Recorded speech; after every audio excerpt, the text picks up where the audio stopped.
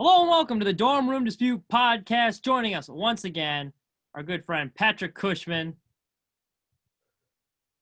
Did you bring another prop this week? Just the same product. The same product, Sunny D. It's finals week, low on energy, tired, nice, ice cold, refreshing Sunny D.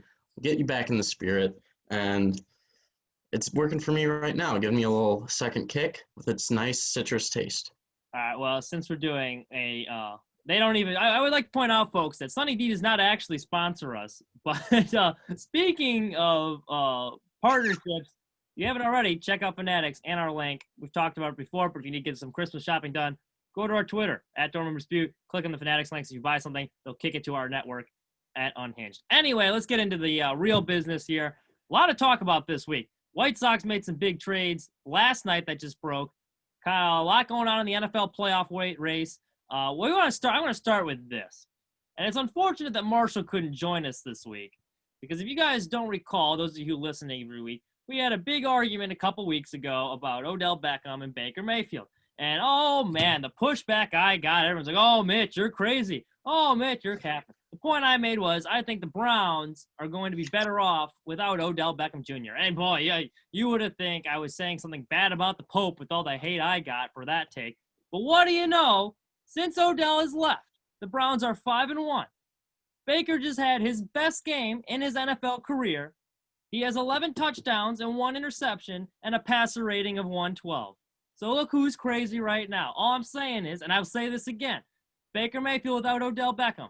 They run the ball more. It takes the pressure off him, and he's not forcing bad passes to Odell, so it's cutting down on the turnovers, resulting in more Browns wins. All of a sudden, these past 2 games, the weather's been nice because there was the big knock. Oh, he didn't throw any touchdown passes, Mitchell. Oh, he was doing this, never any yards. He was playing in 2 monsoons against Philly and the Raiders. Now the weather's cleared up, and you can see what he can do.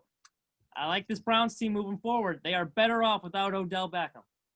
Well, that's funny how you say that, because last week you said they weren't even worthy on being on contenders and pretenders because they weren't even good enough to even be in that discussion. Suddenly there's 1 week, he has 1 good game, and mind you, it's probably one of the best games of his career, and he hasn't played that many good games. And suddenly it's, Baker Mayfield, the Browns, I like them moving forward. So I find that pretty funny. Well, Browns, they had 1 good offensive performance. Okay, I agree with you. Yeah, I'll let you finish. Go ahead. I would say, too, I agree with the whole OBJ thing. I think he's got an attitude. He expects the ball, and so then you kind of have to force him the ball, and it just doesn't work. He thinks he's the greatest thing since sliced bread, but he's not. He's a loaf of rye. So I agree with you. I think OBJ is toxic, and it doesn't match his talent, to be quite honest.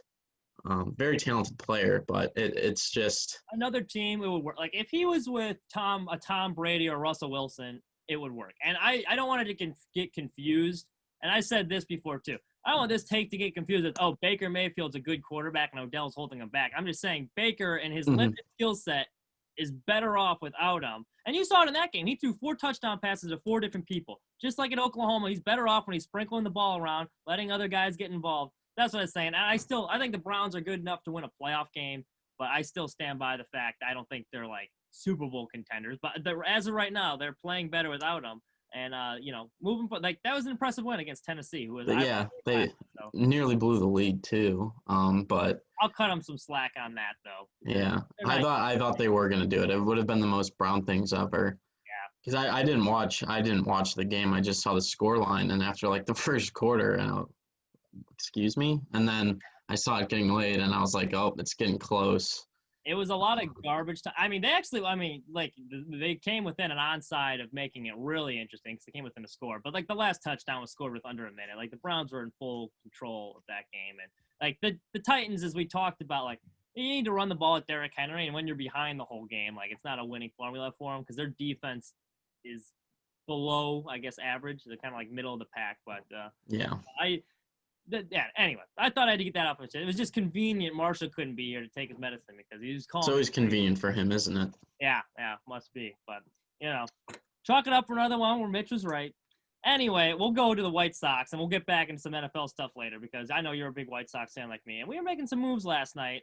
First big one, they traded for Lance Lynn. They traded Dane Dunning to the Texas Rangers along with some other prospect who's like a 6th-round draft pick in 2016. He was kind of a scrub. I'd never heard of him. I had never heard of the prospect to be named. Anthony Lee or something along those lines.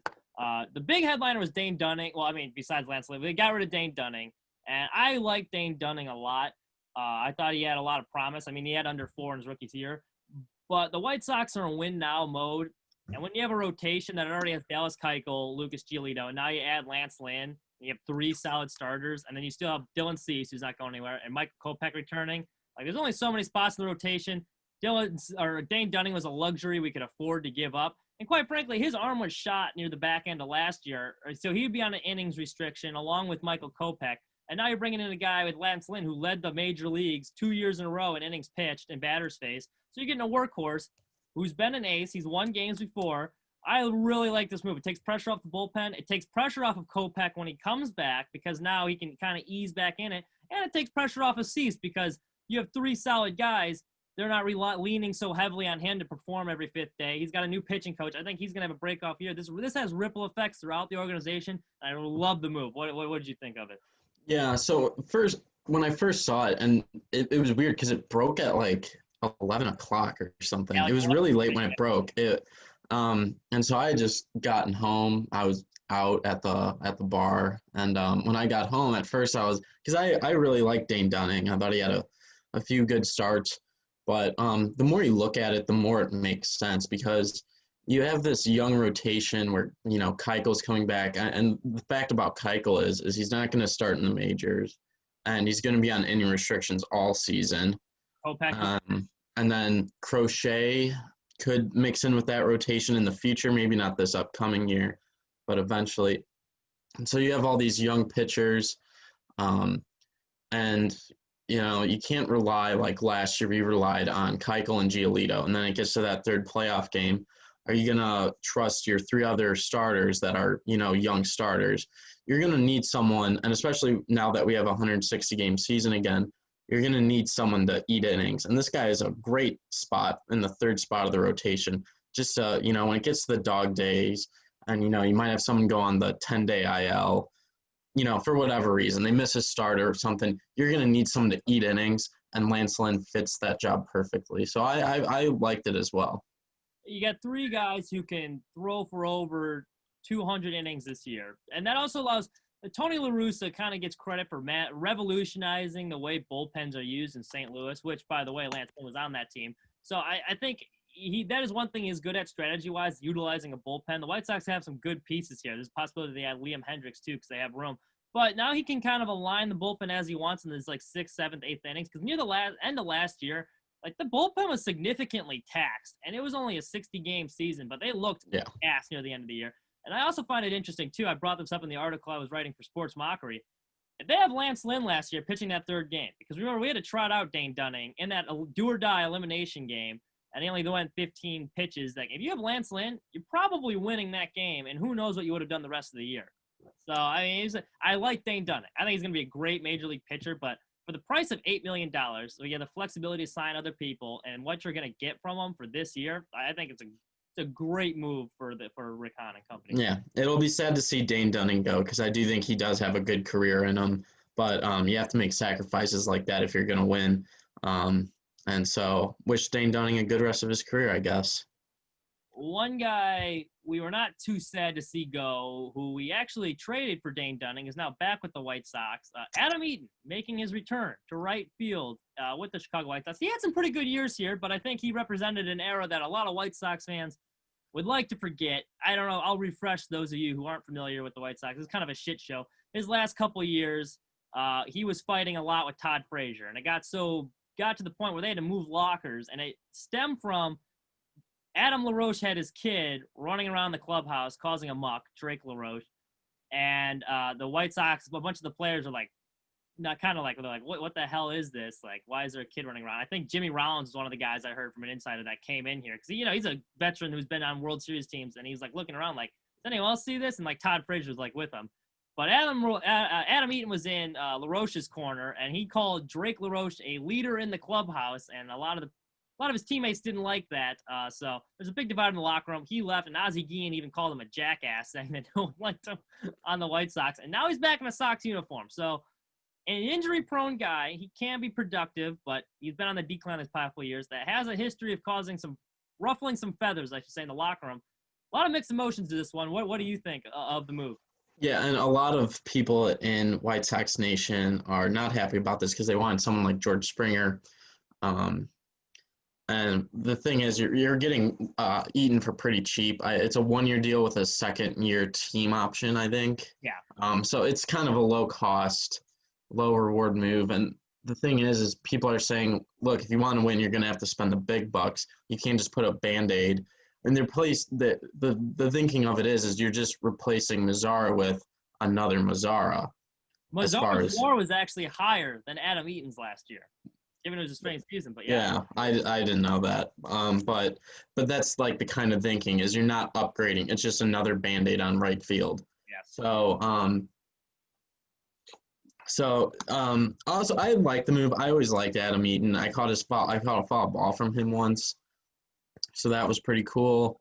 I like it. He's kind of like a gritty player. Like he busted like his knee one time because he was reaching for first base when he was running down the line. Good hustle player.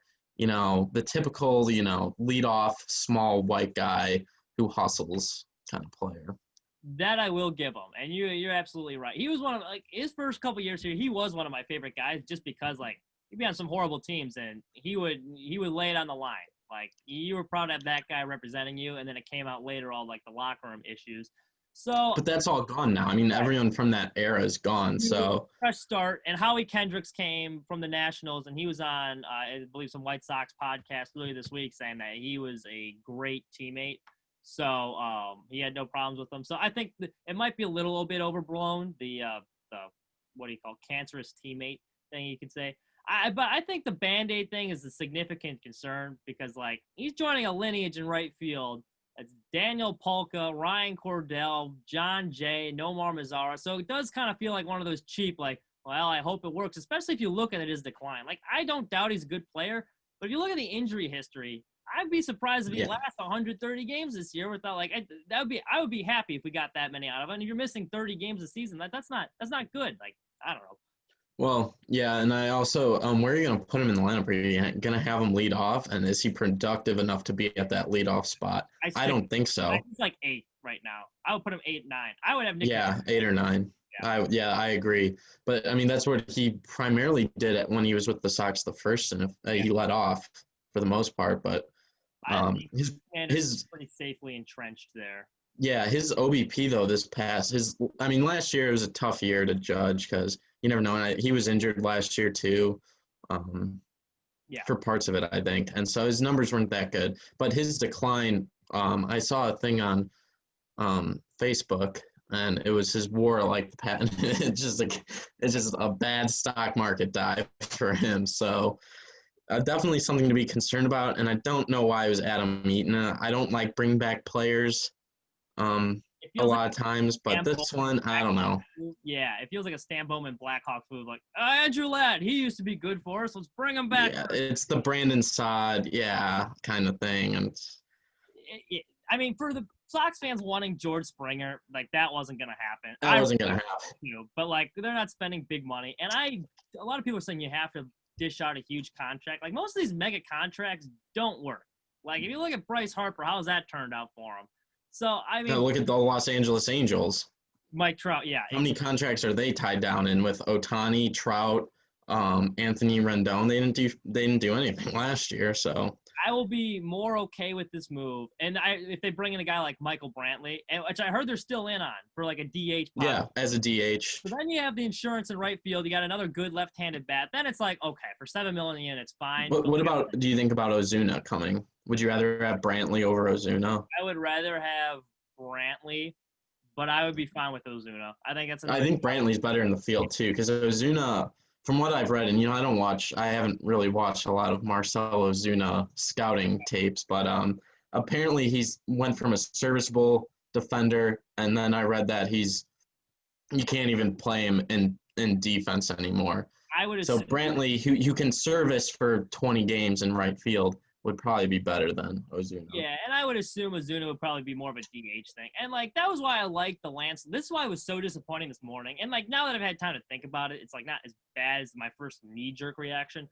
But the reason I like the Lynn move so much is because he was cheap. It allowed you to go out and sign another big name guy. And so like when you sign like Adam Eaton for $7 million, it's like, oh my God, Jerry's doing it again. He's being cheap. But if they go out and get you get a Liam Hendricks in the bullpen, maybe another starter. Although people saying they need to get another starter, I disagree. I think you're fine. People are saying to bring back Quintana, and it's like, dude, let it go. Give Kopech a chance. I really think Cease is going to have a bounce back year with Ethan Katz as the new pitching coach because he transferred Giolito. So I think he gets his hands on Cease, who has a ton of talent. That's going to be good. Yeah, I would rather get Michael Brantley, Liam Hendricks, maybe even Alex Colomé. Or if you really want to, I think outside the box, now you got the money to bring back James McCann too. If you really want to, you can bring back that dynamic. It's not going to happen, but yeah, I could see them bringing in. It depends how the organization thinks of Andrew Vaughn. I think some people are saying you don't even need to sign a DH if they think that Vaughn is ready for the majors. Right. Obviously, we don't know that. We're not in that discussion room. That's something to think about. But I do think they bring in a Michael Brantley, a Marcell Ozuna. And then I've heard Kyle Schwarber's name come up a few times. I do not want that. Again, in 2016, it was this guy's an up and coming, he's going to be in the Cubs. He's going to be a left fielder for the Cubs for a while. His defense was atrocious, but it was fine because he could hit the crap out of the ball, and now he can't do either. So yeah, maybe he does need to move to DH where he doesn't have to focus on fielding, and all he needs to do is hit. And he'll be better, but it's not a risk worth taking if you're the White Sox. Yeah, it's funny that Schwarber because I thought he was a really overrated Cub, but I think if you get him in a hitter's park guaranteed rate field, it wouldn't necessarily. And he wouldn't be my first choice, but I wouldn't be disappointed if they brought him in. It would be an option. But as far as Vaughn goes, I know the organization's really high on him. The only concern is he hasn't played a minor league game in over a year. He hasn't played any competitive games. So I think right. A little bit more seasoning if you're gonna. And I know Rick Hahn likes to manipulate his service time. So even if they want to bring him up this year, which I think you will see him at some point this season, he's probably going to spend the first couple weeks or maybe a month or so in the minors. So a guy like Brantley would allow you to do that and give him more seasoning instead of thrusting him into a win now mode. That's hard for a rookie. Luis Robert, I think, is the most talented guy on the White Sox, just with raw talent.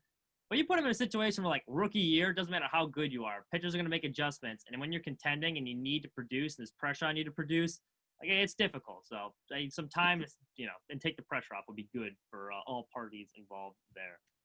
Moving on, we'll go to the NFL. Your Green Bay Packers look pretty good this week, once again. I had concerns about them not being able to stop the run, but, if you have a bunch of leads in games, you don't really need to stop the run. So, I don't know what I think about them yet. Because they're clearly not, they're clearly contenders. It would be, ignorant to say, I use the term fraud with them a lot. They're not frauds. I just still don't see them winning, I don't see them winning it Super Bowl. I think it depends on the matchup that they get. Yeah.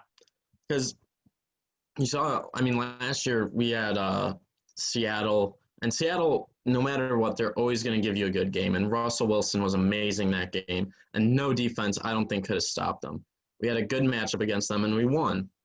Then we go to San Francisco, and we never had a good matchup against them, and we got blown out. But I don't think the talent difference between the Niners, I think the Niners are better than Seattle, but it wasn't to that extremity. So I think it's the matchup with the Green Bay Packers. They do concern me, special teams, missing extra points 2 weeks in a row, second punt return for a touchdown that we've given up, gave up a 4th and 18 for a touchdown. It's just the little things. It's jumping offside. Against the Colts, we jumped offsides 3 times. It's just the little things with this team that frustrates me, and we let them back in the game. It was that could not have been as close as it was. Yeah, we were up 20 points at one point, and then it ended up being a 7-point lead, and then Aaron Jones ran for a 70-yard touchdown. But we were playing the Eagles. You can't have 2 bad minutes where you give up points like that against good teams because it'll make you pay. Luckily, we played the Eagles, and it didn't really bite us. Right. I see this kind of being as like a repeat of last year. You get a good matchup, you'll win a playoff game. The Saints look good to me right now. I honestly think the Saints overall have the best roster in the NFL. Their big thing is like with Taysom Hill, they can't really throw it deep downfield, but Drew Brees is probably going to be coming back pretty soon. That's the team I like the best coming out of the NFC. And I'm still really high on the Rams. I thought that was a good win for them against the Cardinals. That was one of the teams I put money on this week. I think that's a really good defense. And when Jared Goff's comfortable, like you saw last week, he can make you pay. And they're a well-coached team too. So those are two teams I really like in the NFC. The rest of it's kind of like, I don't know. It's kind of a cluster, I just want to make this point too. 2 points actually. One, we talked about Rookie of the Year. Totally forgot to mention Justin Jefferson. Yeah. Totally forgot to mention him. And then I saw it. I was like, how did I forget? I don't know. Did you see his stats? It was against Jacksonville, but holy shit. And that guy's putting up numbers. And then 2, this new playoff format sucks. The 7th team is going to be the Vikings or the Cardinals. And they do not, neither of those teams deserve to be in the playoffs. NFL is turning into the NBA where any team makes the playoffs now. And I don't like it. And I'm upset about it. So we'll go to that. We'll talk about that because that's going to be an interesting run. I agree. Both of those teams aren't really playoff caliber. The Cardinals feel like a year away to me. The Vikings look dead in the water. Who do you like between those two? And I agree with you. Justin Jefferson, I think, side note, he might be a top 10 receiver already in the NFL. I think they did really well in that trade just because you got 2 first round pick for Diggs. And now Diggs has been good, but Justin Jefferson's been a phenomenal replacement over there with Minnesota. I do like him as well. But anyway, back to the question. Who do you like between who do you think's getting that last spot? Well, I'm taking the hot team. I'm taking Minnesota. They don't have to play the Packers anymore. I think they have the Bears one more time. Yeah. So I think they'll win that. I think they have to play Detroit one more time. And then Arizona's been really cold lately. And so I think I'm going to take the team with more momentum. And a team that was 1-5, and everyone was saying, man, this team's really bad. Mike Zimmer's probably going to be gone by the end of the year. If they don't make the playoffs, I think he still is gone. But, now they're in a playoff spot at 6-6. So a great turnaround for them. They're the hot team. They know what to do to win. That's to give the ball to Dalvin Cook. And he can ride them all the way to the playoffs. So good for them. They do have a game against the Bucs coming up, and I would think at this point of the year you might have to win out. It's pretty tight. So who else is with them there? The Bears. The Bears are done. That's a team that does not look. Yeah, honestly, it really is a 2-team race. It's the Cardinals and the Vikings. The Vikings do have the Bucs and the Saints. That's gonna be tough. Yeah. I'd have to see who the Cardinals have. I don't know their schedule off the top of my head. The rest of the NFC East is very not the East. And so the Cardinals have the Rams, the Giants, who are hot. They're playing the Giants next week. Giants are winners 4 in a row, I think. So they're playing a hot team. And then they have the Eagles, Jalen Hurts. He's going to be the starter next week. That's unfortunate. And then they have 49ers, who I think are done too. So we'll see. It's going to be a fun race. I've made up my mind just now. You talked me into it. Vikings are probably going to make playoffs. I think they're making it. Because that's the Giants I really like. And I said this a couple weeks ago. They're winning that division, and they are well coached. The fact that they went into Seattle with Colt McCoy and pushed them around that whole game was impressive. Yeah. And just think if they had Saquon Barkley back right now, where they would be at. They're missing their best running back. So you go in there without your starting running back, without your starting quarterback, beat a really good Seattle team who has MVP candidate and Russell Wilson. That was an impressive win. That's a team that could win. I don't know if they will, but that's a team that could win a playoff game. You do think they could win a playoff game? Because that was going to be my question. They're going to make the playoff. If they do make the playoffs, can they win? Yeah, I think their defense is good. Because they'll have to play a Tampa Bay. Tampa Bay they could beat. Absolutely. They already took them to the Thursday night game. I think they could. They'll have to play Seattle or Tampa Bay. Seattle. Or the Rams, whoever wins the West. I don't think they're beating the Rams. They already lost home once this year. I think the Rams would be able to match the physical. Well, I think, yeah. I think they could. I think, depending on the matchup, I think they could. There's a couple teams in here that I could see them beating. Washington's another team, though, that made it interesting. They had a big win against Pittsburgh. Everyone's calling that a big, major upset. I'll be honest. I think It's a long time coming. Washington's better than their record says, and, Pittsburgh's, quite frankly, not. We knew they were not a good team. I think the Bills are better than them right now. I think the Packers would beat them. I think they're the seventh best team in the NFL right now, 7th or 8th. Realistically, they don't. And if you look at their wins, they're not impressive. They don't have that many impressive wins. They remind me a lot of the Patriots last year when they started 9-0, and everyone's this could be like Brady's last, hurrah. And then you look, they haven't really beat anyone good.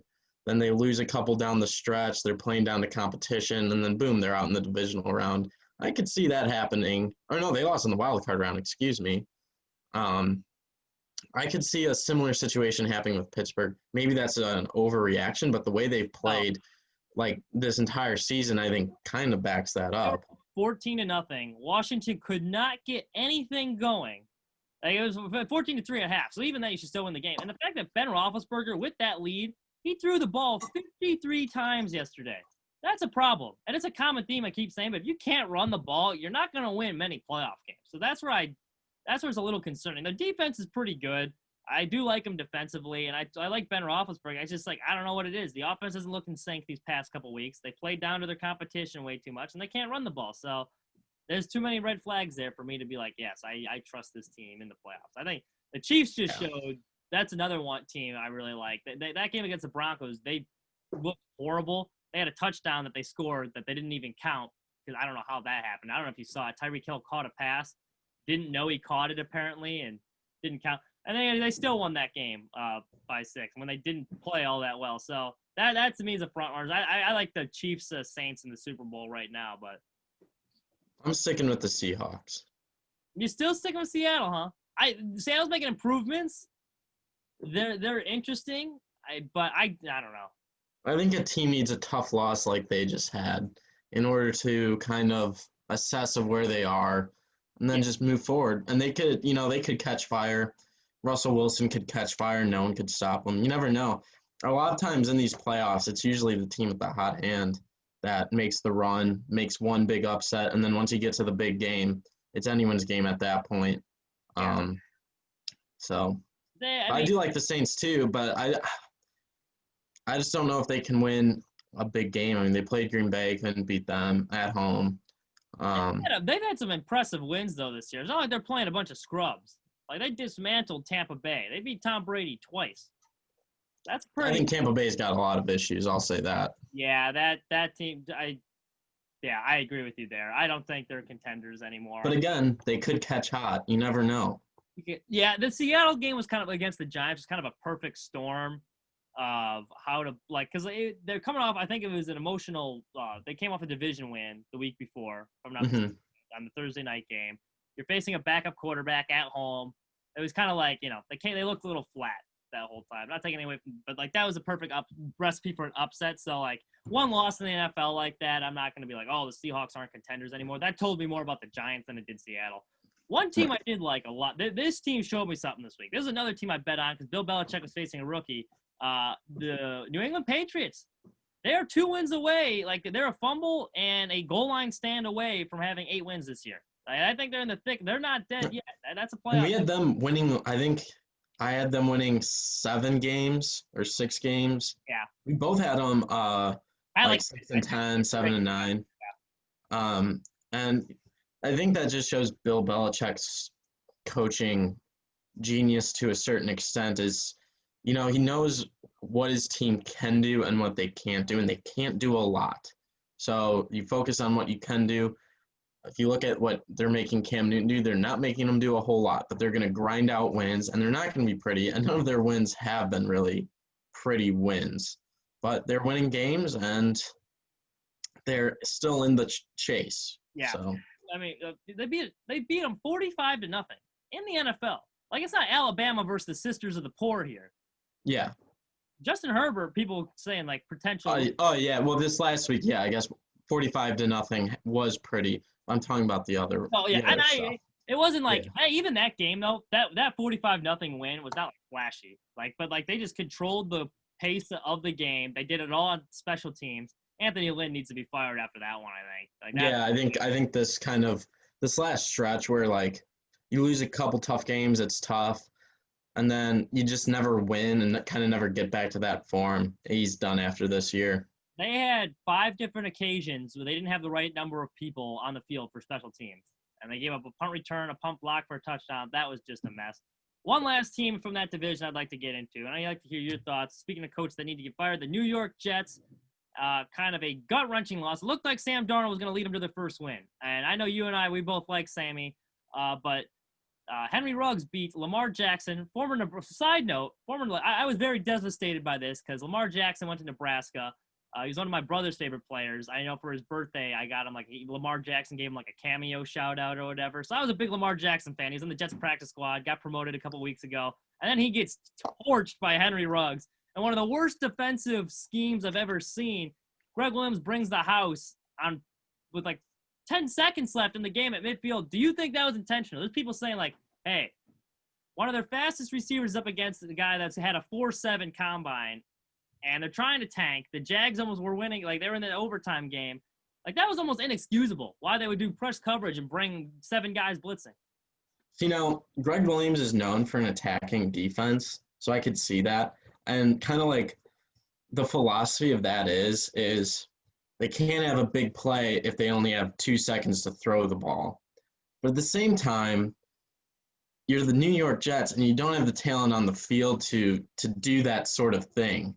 So you can't play to have like the big sack and then everyone on the defense runs down and does the camera thing. You're just trying to win. You're not. So, and then you have Henry Ruggs, who's one of the fastest receivers in this draft class, and probably, I think he ran like a 4.2 in the combine, 4.3, something like that. He's fast, and he just burns them by. So Greg Williams got fired. They're idiots for doing this. I don't think it was intentional, though, surprisingly. Yeah, it smelled fishy, but I agree with you. I don't think my thing is too. Everyone is always like, "Oh, the Jets are tanking." It's like they kind of are, but like no player is going out there wanting to put bad. Like take Lamar Jackson for example. Like, if you intentionally tank a play, and the next year when they cut you and you're trying to get a job in the NFL, and that's on your tape, like that's not gonna. Right. Like, these guys aren't gonna go out there and like half-ass it, like on purpose. So I don't buy that. I just think that was I don't know, it was a baffling decision to say the least. Raiders they didn't deserve to win that game. We'll just leave it at that. I think their playoff hopes are going worse and worse. Yeah, I like the Patriots' chances over the Raiders at this point in the season. But we still some games left. We will see how it goes. Any other big sports news report? Anything you got in your? Oh, Champions League was going on today. Messi beat Ronaldo, or Ronaldo beat Messi. Yeah, and that makes Ronaldo the highest goal scorer against Barcelona ever. So that's pretty cool. I saw a lot of things because, Ronaldo used to play in Spain. Now he's in Italy. And they said Messi's back to being the number 2 player in Spain, which I thought was pretty funny. So, yeah, Ronaldo showed he could still do it, scored a brace. Barcelona are a team that is going through a big rebuilding phase, and it's tough when you're a big club like that. So, and especially to lose that much to someone who's kind of your rival just because of the Messi Ronaldo thing is tough. And we also saw PSG walk off the field against a Turkish club whose name I'm not even going to try to pronounce PSG did walk off, and it was because coach got ejected, and then there was an alleged racial slur used by the referee, the 4th official, the guy with the board. Maybe he just wanted to be in the news because no one really cares about the 4th official. But nonetheless, that game will resume tomorrow. That's interesting. Well, I was actually I had no idea it was PSG, but the few soccer games I have watched this year, I was going to ask you next who your favorite was to win. I kind of like PSG. I don't know. That roster's pretty stacked. Like Mbappe and Neymar Jr. I like that team. That's I'm sure they're the front runners because they're pretty stacked. So it's not like an outrageously hot take in my very limited soccer knowledge. But I think they beat Man United last Man week. United got eliminated today and will be playing in the Europa League. Who lost? Okay, they beat someone 3-1. It was maybe it was Man City. No, They beat United because they just ended the group stage. This is the end of the group stages. might have been United. Yeah, but it was a pretty impressive victory. I liked Very impressive indeed. they I like Man City. I like Liverpool. I think two English teams. They're going to battle it out. Liverpool's been hampered with injuries, but they've played through it so far. Man City always going to try to push hard for the Champions League. they're top of the table right now, aren't they? Or Spurs is by goal difference. Liverpool and Spurs are tied on points, but because of goal difference, Spurs is top technically. Spurs too, a great team, a team that's been managed by Jose Mourinho, showing his genius, showing a not very talented team, just plays to do the small things right. They're doing it and they're winning. So they of course are not in the Champions League this year, so they can solely focus on not having a midweek game, which is nice sometimes, especially if you're trying to make a push in the league. It's nice not having that distraction. So props to the gaffer there. Yeah. I'll spare the people for my very limited soccer knowledge. All I know is Fulham cost me money a couple weeks ago because they lost to Leicester City. Since then, I've cooled off on the soccer watching. But, yeah, it was a couple weeks ago. I put a large sum on Leicester to win. I got a bad tip. Fulham pulled it off. I was told their defense was trash. Anyway, we will let this dribble end here. Also, I would like to mention to the viewers, it is official. I will be attending the July 4th NASCAR race at Road America. Hit me up on Twitter, Cushman_Pat. DM me if you want to meet up. It's going to be a fun time. I'm going with a lot of my friends. We're camping. But yeah, NASCAR season, Daytona 500 is 69 days away. So that's super nice. I'm excited. So DM me, Cushman_Pat on Twitter. There you go. All you rednecks are watching NASCAR. Hit up our boy Patrick Cushman. That's all we have for you. Thank you so much for listening. Enjoy the rest of your week.